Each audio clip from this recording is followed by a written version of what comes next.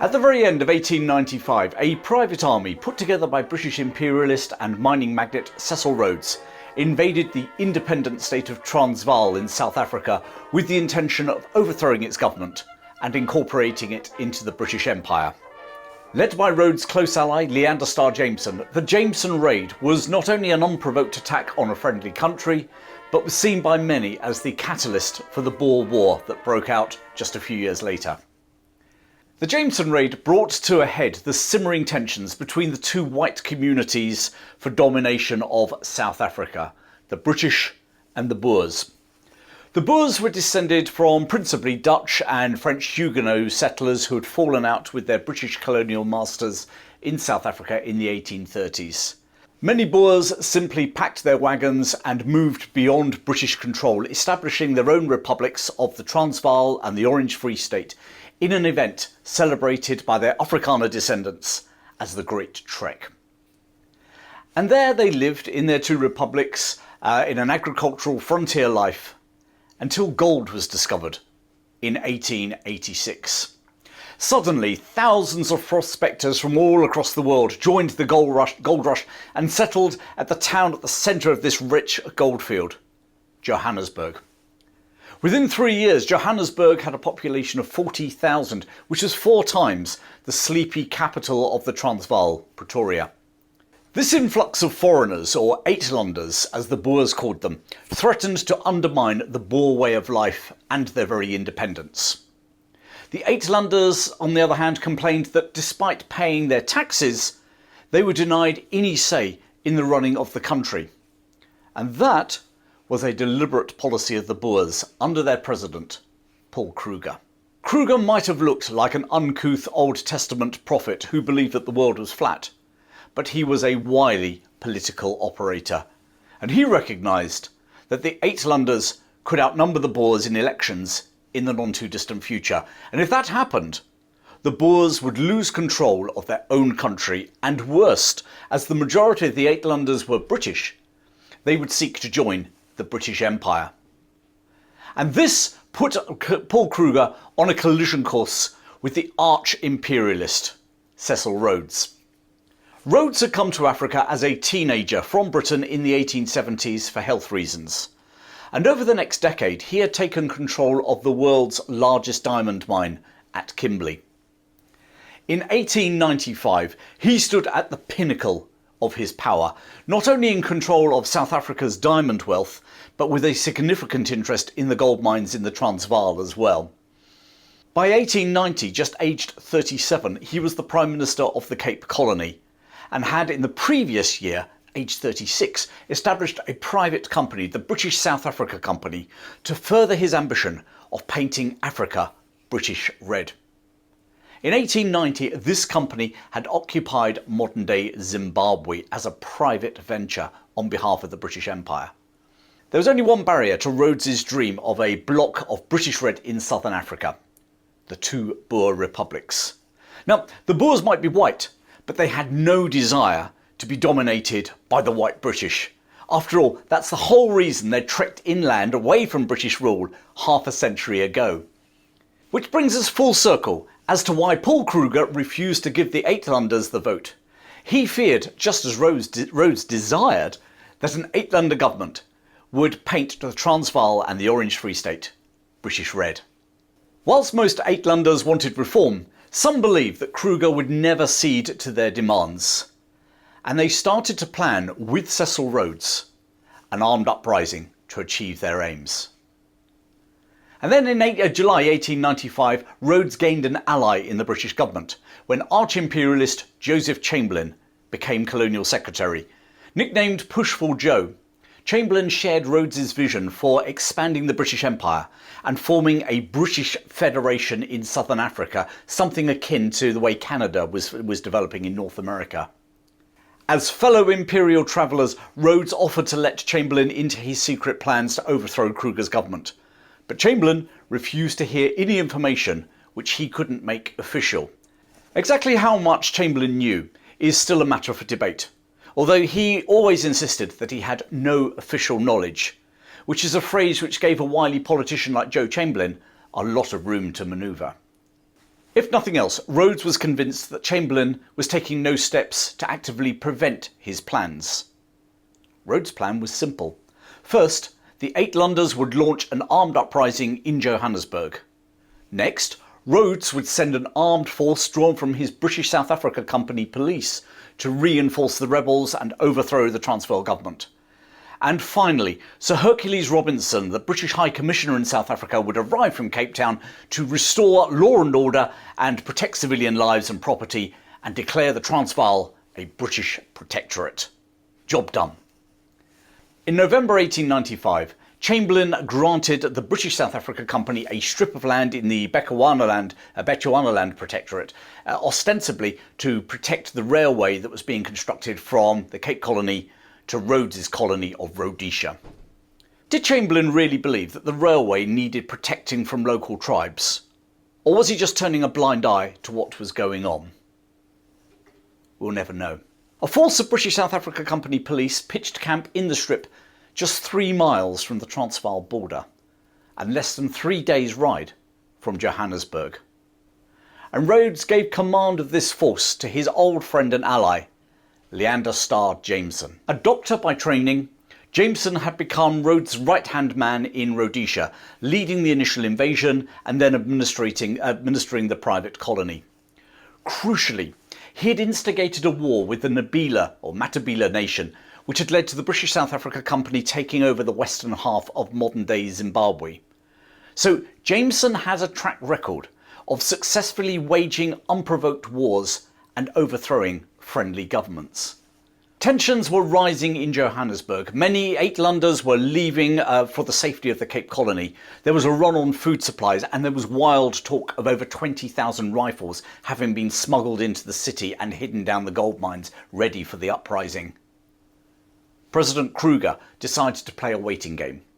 He declared that if you wanted to kill a tortoise, you must wait until it puts its head out of its shell. The Uitlander leadership sent Jameson a letter to be used when the uprising started, stating that thousands of women and children were at the mercy of the Boers and urging him, Jameson, to come with his armed men to their rescue. This so-called women and children's letter would be used to give Jameson the pretext and justification for his invasion. A date was set for the rising, 28th of December 1895. And it was now at this late stage that the Uitlander leadership started to lose their nerve. On the 26th of December, just 2 days before the rising was planned, Jameson's brother and leading Uitlander conspirator, Sam, telegrammed Jameson telling him cryptically to postpone the flotation. That same day, 2 further representatives arrived in Cape Town to advise Rhodes that there was no support for a rising. Crucially, Rhodes didn't order Jameson to stand down. In fact, 2 days later, 28th of December, Jameson rushed off a telegram telling Rhodes that if he didn't hear to the contrary, he would invade on the evening of the 29th. For reasons unknown, there was a delay in sending the telegram and it only reached Rhodes on the 29th. And by then, events had moved out of Rhodes' control. On the Sunday, the 29th of December, Jameson gathered his armed men and read out the women and children letter. He added that they were riding in the name of the Queen, which was a complete fabrication. In high spirits, Jameson's force of 500 men crossed the border heading for Johannesburg, just 180 miles away. He planned to be in the Gold City in 3 days, where their presence would either finally ignite the uprising, or they could take out the troops of Paul Kruger by themselves. But this was not Matabeleland. Kruger didn't command warriors armed with assegais and shields, but with the latest rifles and artillery. As they crossed the border, Jameson ordered the telegraph wires to be cut, but unfortunately for his invasion, one line wasn't severed, and local Boer farmers were therefore almost immediately able to inform Kruger in Pretoria that his country had been invaded. The tortoise had put its head out. Down in Cape Town, Rhodes received the news that his trusted subordinate had launched a private war using his own company police. The Colossus of the British Empire moaned that he was a ruined man. Joseph Chamberlain was told of the invasion at Highbury Hall, his home in his political heartland of Birmingham in England. he immediately repudiated the invasion of a friendly country with the words, "If this succeeds, it will ruin me." Despite this flagrant act of aggression, the British press actually swung behind the audacious bid. The Times published the Women and Children letter with a new date on it and used it to defend Jameson's actions, that even if they were technically incorrect, he was acting honourably. The poet laureate Alfred Austin defended Jameson in verse. He published a poem which said, "There are girls in the Gold Reef City, there are women and children too, and they cry, 'Hurry up for pity.' So what can a brave man do?" Well, meanwhile, the brave man, Jameson, was 2 days into his invasion. He now received a telegram from Sir Hercules Robinson, the British High Commissioner in South Africa, ordering him to stop and retire from Transvaal. Jameson pressed on. It was New Year's Day, 1896. By midday, he was just outside the small town of Krugersdorp, a mere 30 miles from Johannesburg. And there he found his way blocked by entrenched Boers under the command of General Piet Cronje. And suddenly his force were pinned down by accurate Boer fire. The firing went on sporadically through the day and into the night. Jameson's men were exhausted, they were hungry, and they only had muddy water to drink. They were losing comrades, and it was quite obvious they were going to get no help from the Uitlanders in Johannesburg. They were on their own. In the morning, Jameson attempted to outflank the Boers, but found himself instead surrounded by Boer infantry and artillery around Vlakfontein farm. The situation was hopeless, and just after 9 a.m. on the 2nd of January 1896, Jameson surrendered to Piet Cronje. His force had lost 16 killed and 15 severely wounded. A further 41 men had received minor injuries. The Boers had lost 4 men killed, one of whom was shot by mistake by his own side. The jubilant Boers descended on the invaders, rounding them up and leading them to the main jail in Pretoria. Within 24 hours, Kruger had received a telegram from Kaiser Wilhelm II of Germany, conveying his congratulations that without calling on the aid of friendly powers, Kruger had succeeded and his Boers had succeeded in defending their independence. It shocked Wilhelm's grandmother, Queen Victoria, and the rest of Britain. There was no doubt whom the Kaiser meant when he spoke of friendly powers. He was openly supporting the Boers and positioning himself as no friend of Britain. Jameson and 13 of his senior commanders were deported from the Transvaal to Britain, where they were put on trial under the Foreign Enlistment Act for preparing a military expedition against a friendly state. Jameson kept a tight lip during the trial. As he later said, "Since a scapegoat was needed, I was willing to serve my country." He was sentenced to just over 1 year in jail. Only 5 of the 14 defendants went to jail, and all for similar periods to Jameson. His stoic attitude inspired Rudyard Kipling to write his poem, If.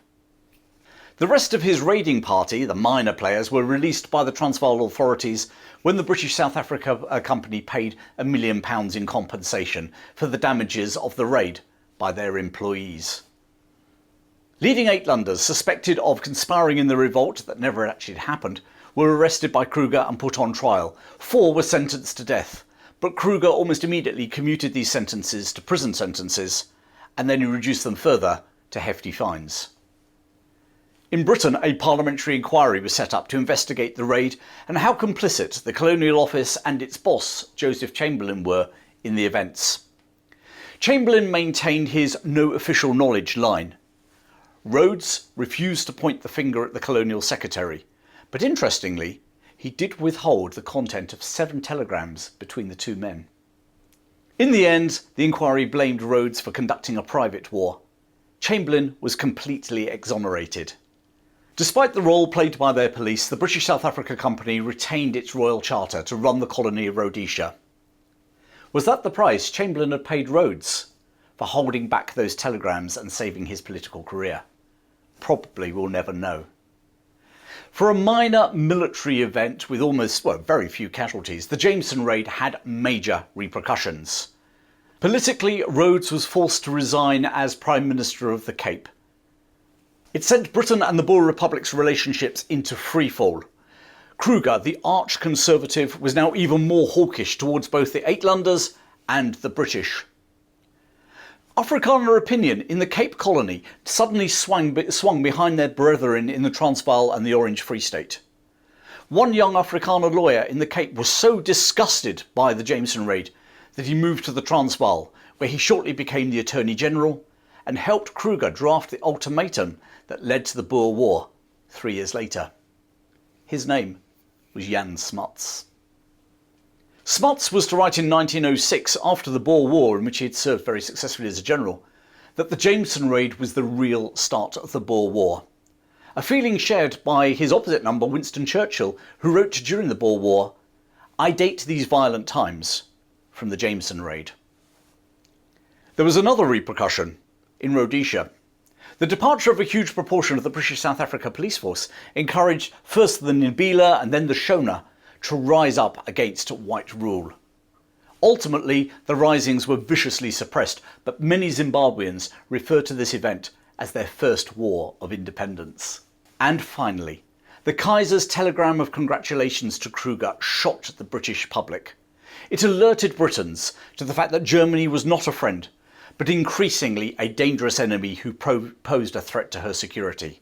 That suspicion and rivalry would lead to a naval arms race between Britain and Germany, and in a direct way lead in less than 20 years to the First World War. Thanks for watching. I hope you enjoyed it. Please subscribe to my channel if you haven't before, and I look forward to seeing you very soon.